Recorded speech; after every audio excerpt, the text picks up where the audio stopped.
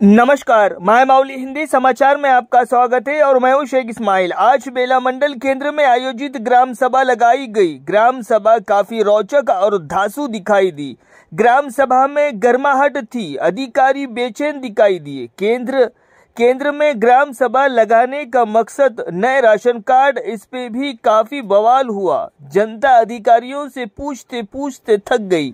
जब ration card का online ही बंद था तो ये 50 राशन कार्ड नए कैसे सैंक्शन हो गए। ऋतु भरोसा पर भी तहलका मच गया। इंदिरम्मा घरों पे तो हाहाकार ही मच गया। योजनाओं में चयन ठीक से नहीं हुआ है और जो जरूरतमंद है उनकी सूची में नाम ही नहीं है। ये जनता के जबान पर ग्राम सभा में लगातार आता रहा। पहले ही प्रजा पालना में नाम दाखिल उनका इतिहास मौजूद है, तो फिर ये बार बार आवेदन की गुहार लगाया क्यों जा रहा है। जिनके पास जमीन नहीं है उनको रोजगार गारंटी योजना में दाखिल क्यों नहीं कराया जा रहा है। और कुछ अन्य अधिकारियों पर आगामी चुनाव पर अपना गुस्सा जाहिर किया। ये जो कार्यक्रम ग्राम सभा लोगों को धोखा देने के लिए है, ऐसा लोगों ने कहा। अगर सरकार को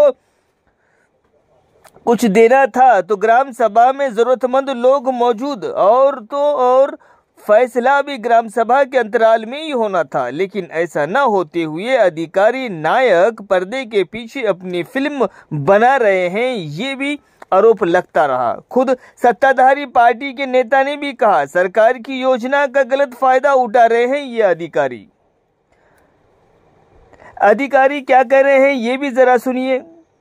विशेष मंडल अधिकारी मनोहर ने जनता को समझाया कि अगर आपको किसी पर आपत्ति है और उसका नाम सूची में है तो उसके लिए विशेष काउंटर भी लगाया गया है, जहां वो अपनी फरियाद सुना सकते हैं या तो फिर दर्ज करा सकते हैं। फिर बाद में विशेष अधिकारी ने बताया कि ग्राम सभा में सरकार द्वारा उपलब्ध कराई गई योजनाओं की चयन सूची के बारे में बताया गया तथा जिन लोगों का नाम सूची में शामिल नहीं है वे फिर से आवेदन कर लोगों की आपत्ति भी जिला कलेक्टर को भेजी जाएंगी, कहा। इस कार्यक्रम में मंडल विशेष अधिकारी मनोहर, एमपीडीओ महेंद्र, आरआई साजिद, पंचायत सचिव सुरेश और रोजगार गारंटी के सभी कर्मचारी और बड़ी संख्या में ग्रामीण भी मौजूद रहे।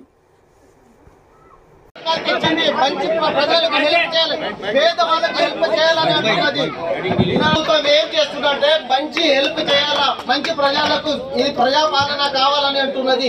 కానీ అది అయితే లేదు సార్. ఇంతకు ముందు మనం పెట్టినాం, ఆ టైంలో దరఖాస్తు వచ్చినవి 50 పేర్లు ఉంటాయా సార్? దాదాపు ఇక్కడ 10,000 పాపులేషన్ ఉన్నది, 5,000 ఓటర్స్ ఉన్నారు సార్. 5,000లో 50 ఉంటాయా సార్? ఇక్కడ అట్లా ఉండలేదు. ఆఫీసర్ దగ్గర ఎవరు తిరిగి పని చేస్తున్నాడో ఆ లిస్ట్ తీసుకుంటున్నాడు, ఎక్కడో కూర్చొని అని పని చేపిస్తున్నాడు. ఆ పని అవుతున్నారు సార్. సీఎం ని బదలాం చేస్తున్నాడు, ప్రభుత్వాన్ని మీరు బదలాం చేస్తున్నారు. ఇంత మంచి పథకం ఉండగా ప్రభుత్వాన్ని బదలాం చేస్తున్నారు సార్. ప్రతి ఒక్క పేదవాళ్ళకు హక్కు దొరకాల, పేదవాళ్ళకు న్యాయం చేయాలా సార్. దాని అంటలో ప్రజాపాలన. ఈ ప్రజాపాలన నడుస్తలేదు, దూరాల రాజ్యం నడుస్తుంది. ఆఫీసర్ సరిగా మీరు అబ్జర్వ్ చేయండి. అందుకే మేము అడుగుతున్నది 50 పేర్లు ఎట్లా వచ్చింది? ఓకే, మీరు చెప్పారు, మీరు చెప్పేదానికి నేను సమాధానం చెప్తాను. మీరు కూర్చుంటే 4-5 వేలు మీరు అడిగారు కదా, నేను చెప్తాను. ఓటర్స్ ఉన్నారు సార్, దానిలో 50 పేర్లు ఎట్లా ఉంటాయి? రేషన్ కార్డు ఎట్లా ఉంటాయి సార్?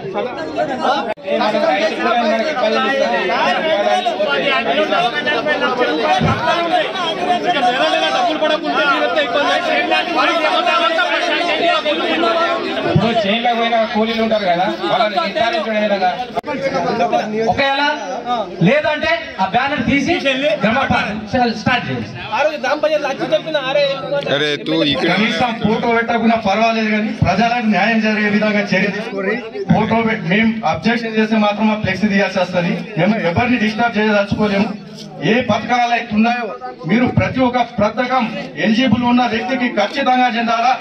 డబ్బులు రాలేదు ఏంటి అన్నది తర్వాత మాట్లాడదాం. ఎందుకనంటే అది ఇక్కడ మాట్లాడితే మనం ముందుకు పోలేం కాబట్టి ఆ 10,000కు 10,000కు బదులు ఇప్పుడు 12,000 ఇవ్వబోతోంది.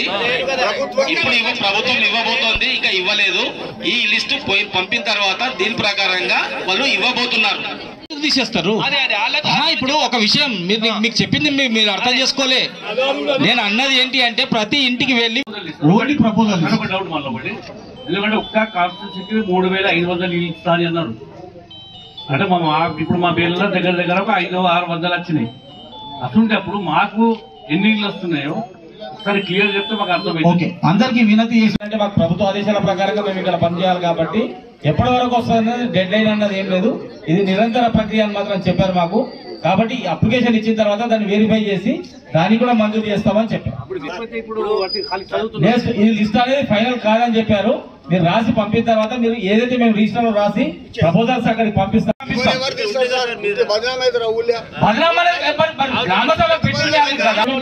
అభ్యంతరాలు ఇవ్వకుండా కూడా ఈ 123 మంది నేను మళ్ళీ వెరిఫై చేస్తాను. వాళ్ళ పేర్లు ఎందుకు లేవు? నేను చెప్పే రిక్వెస్ట్ అదే. ఆ రిక్వెస్ట్ నేను మన ముఖ్యమంత్రి గారి సందేశాన్ని చదివినిపించిన తర్వాత మన ప్రోగ్రాంను కంటిన్యూ చేసుకుందాం. ప్రజాపాలన గ్రామ సభకు ఇచ్చేసిన గ్రామంలో నివసిస్తున్న ప్రజలందరికీ నమస్కారం. ప్రజలకు ఇచ్చిన హామీలు నెరవేర్చే ప్రక్రియలో భాగంగా 2024 ఆర్థిక సంవత్సరంలో కనీసం 20 రోజులు పనిచేసిన భూమి లేని వ్యవసాయ కూలి చేస్తున్నాం. మూడవది, పై కార్యక్రమంలో ఇంకా మిగిలిపోయిన అర్హులైన లబ్ధిదారుల నుండి దరఖాస్తులు 23-24 అని ఇచ్చారు మనకి. ఫైనాన్షియల్ ఇయర్ 23-24 ఏ శాంక్షన్స్ వస్తాయన్నది మాత్రం మా చేతిలో ఇప్పటివరకు రాలేదు.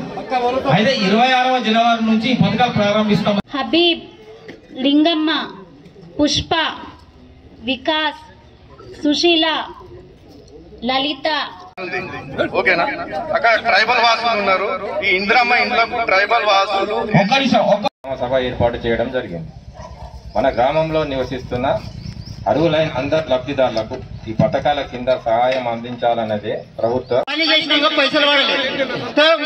మరి ఇంకా పనికి బయటకి పైసలు పడే అంటే మేము పని చేసినాం. మరి ఇప్పుడే పైసలు పడాయని ఎట్లా మాట్లాడుతున్నాం మేము? చెప్పండి. పైసలు పడద్దు పడలేదు అని ఎవరిని అసలు పనిపోయి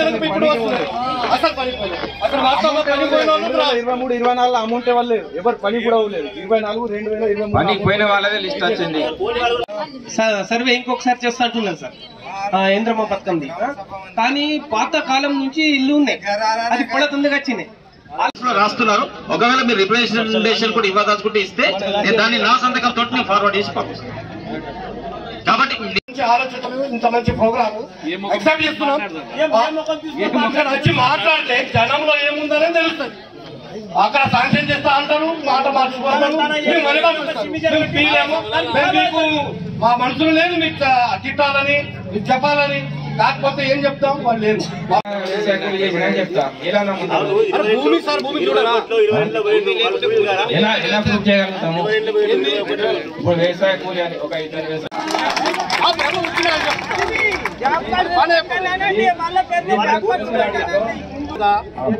ఈ గ్రామ సభ యొక్క ఉద్దేశం ఏంటి? అర్హులకు మనం ఎంపిక చేయాలి. మేము అర్హులకే ఎంపిక చేయమంటున్నాం. మీరు చదవండి లిస్ట్. మీ లిస్ట్ కాదు, రిజిస్టర్ మొత్తం లిస్ట్ చదవండి. అందులో ఎవరు ఉన్నారో తెలిసిపోతుంది.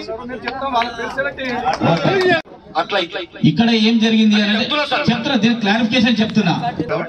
ఇక్కడ ట్రైబల్ కుమ్రం దయచేసి అందరూ కూర్చోండి. మాట్లాడేటోళ్ళు ఒక్కరు నిల్చోండి. Okay, thank you sir. కానీ ఇప్పుడు వాళ్ళు 20 రోజులు చేయలేదంటున్నారు. ఎందుకు చేయలేదని బాధ చెప్తున్నారు. అది ఎవరికి సంబంధించింది? ఎంపీడీఓ గారు ఈజీఎస్ వాళ్ళు గతంలో పని చేసిండ్రు, పైసలు రాక వాళ్ళు ఏం చేసిండ్రు అంటే పని చేసిండ్రు. కానీ కొందరికి చాలా లేట్ వచ్చింది. అప్పటికి మరి వేరే పని చేసుకోవాలి కదా. ఉపాధికి పోతే పైసలు వస్తే ఉపాధికి ఇల్లు. దానికి వైఫ్ ఉంటారు, డాక్టర్ ఉంటారు. పేరు చదువుతుంది ఎవరు ఏమర్థం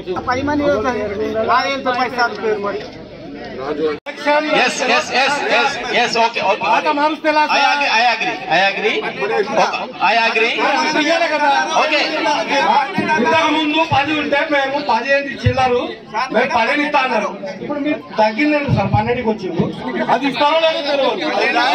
ఒక సంవత్సరం కింద వచ్చిందంటే మాత్రం ఎందుకు రాలేదు? సంవత్సరం కూడా ఇది ఒక్క నిమిషం.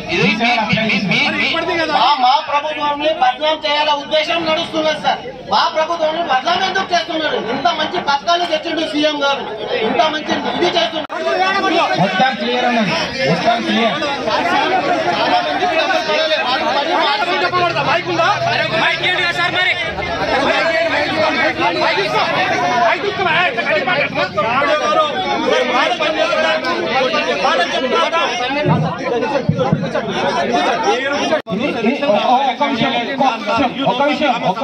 గ్రామ సభ అంటే ఏంటిది? గ్రామ సభలో లబ్ధిదారులు ఎంపిక చేయాలి.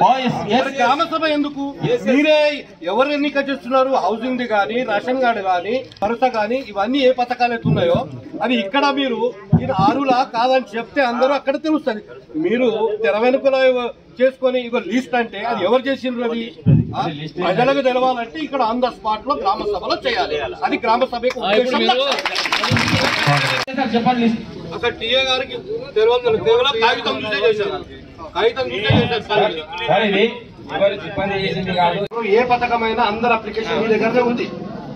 ఇది కాలయాపన కాకుండా వాస్తవానికి అర్హులకు అందరికీ తత్కాలమే త్వరలోనే అన్ని పథకాలు మంజూరు చేసి అమల్లోకి తీసుకొస్తే మంచిగా ఉంటుంది. కానీ కేవలం గ్రామ సభలు పెట్టి రాబోయే ఎలక్షన్ ని దృష్టిలో పెట్టుకుని, సర్పంచ్ ఎలక్షన్ ఉంది, జడ్పీటీసీ ఎంపీటీసీ ఉందని ఇలా బిస్కెట్ చూపెట్టి మళ్ళా దూరం కాకుండా త్వరలోనే పథకాలందరికీ అందించి ఈ పథకాలన్నీ ఇళ్లు కానివ్వండి, ఇతర పథకాలు కానీ త్వరలో చేయాలని గ్రామ సభలో కోరుతున్నాం. అది ఏం చేశారని కాదు, ఇప్పుడు ఇక్కడ ఉన్న ప్రచార ప్రకారం చెప్తున్నాను. దాని ప్రకారంగా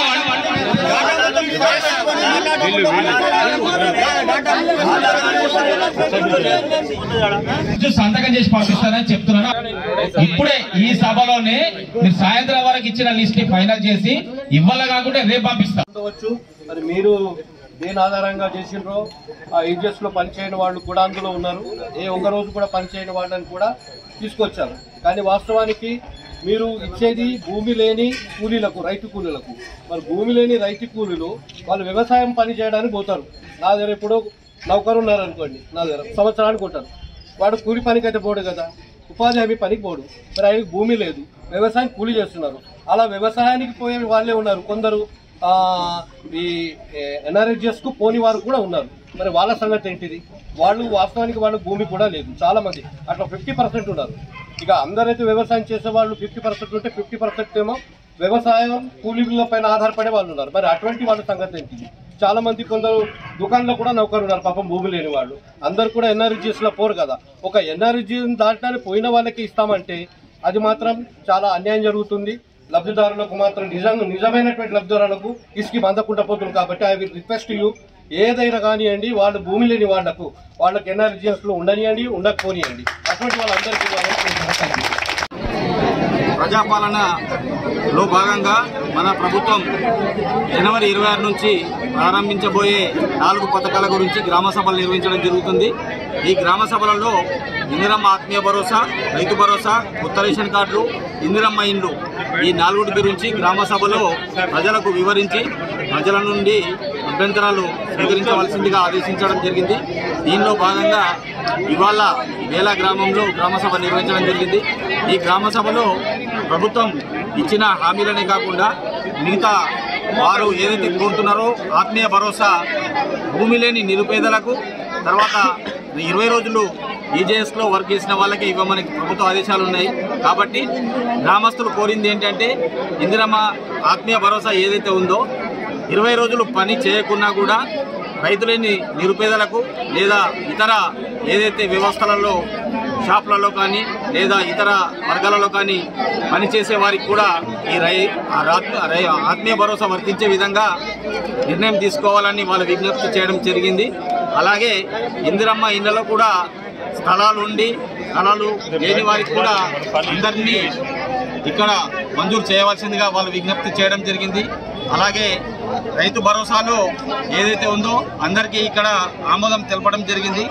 తర్వాత మన కొత్త రేషన్ కార్డులు ప్రతి ఒక్కరికి మంజూరు చేయాలని, ఇంకా దరఖాస్తు చేసుకుని వారు ఎవరైనా ఉంటే వాళ్ళు కూడా ఈరోజు ఇచ్చిన దరఖాస్తుల్ని మంజూరు చేసి అందరికీ లబ్ధి పొందే విధంగా చేయాలని ఈ గ్రామ సభలో అందరూ కోరడం జరిగింది.